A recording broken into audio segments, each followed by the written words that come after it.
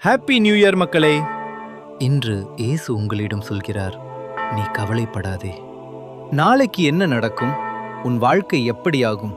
நீ ஆரம்பிச்ச விஷயங்கள் இன்னும் முடிக்க முடியலையே. இந்த கவலை உன் சுமை இல்ல, அது என்னுடைய சுமை.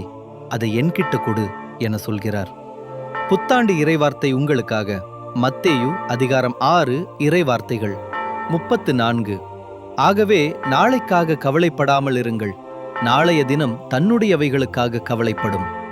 2025 நிறைய கனவு கண்டிருப்ப, ஆனா 2026 வந்துடுச்சு.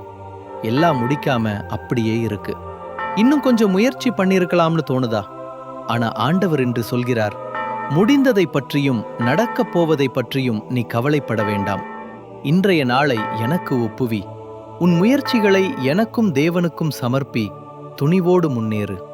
நீ ஏற்கனவே பாதி தூரம் வந்திருக்கிறாய். அதனால்தான் நான் உன்னை தேர்ந்தெடுத்தேன். 2026 உனக்கு வெற்றி நிச்சயம்.